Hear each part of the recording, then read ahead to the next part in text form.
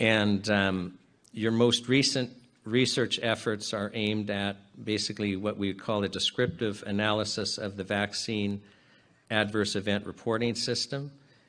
And you've analyzed this in efforts to make this data accessible to the public? Yes. Now, you have sent us a CV, which I've had marked as an exhibit WI4. Is it fair to say that the CV you sent us is an accurate description of your experience in education? If it's the one that I sent, then yes. Okay, yeah. No, I didn't. I promise you I didn't change it. So you've researched the effect of the vaccines, and you've done a whole bunch of research on the VAERS system. And we're inviting you to tell the Commission about your findings. So I'll just invite you to start presenting your findings.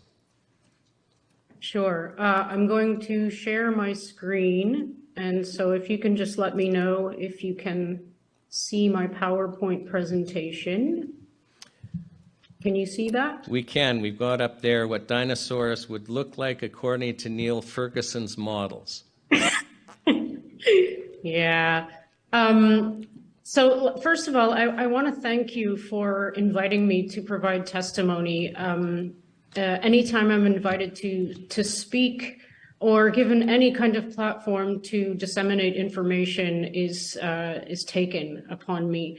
And I always like to start out with jokes, just to lighten the mood, because yeah, we not only need to forgive each other, we need to forgive ourselves, and laughter is medicine. So I saw this on Twitter the other day, and it made me laugh so hard. For those of you who don't know, Neil Ferguson is the modeler for which his models basically were used as the justification to impose lockdowns on all of us.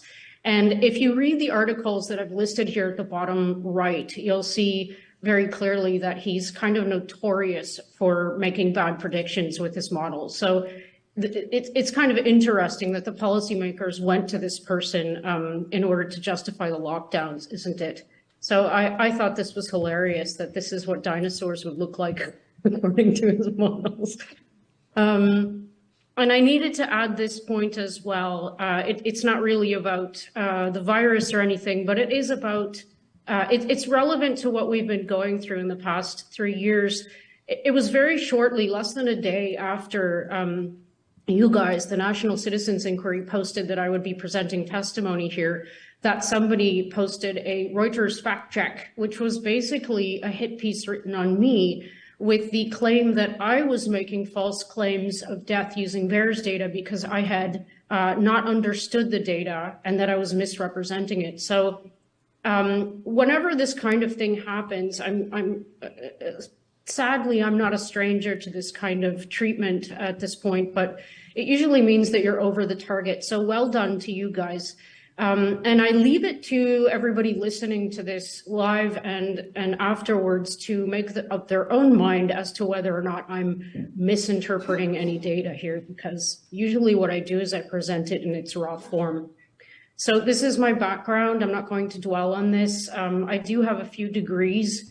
But the most important thing that people should know is that data analysis has always been a critical component in each of these fields or disciplines that I've participated in. Doing your experiments isn't enough. You have to be able to present them and analyze the data in a clear way to your colleagues. So this is very important.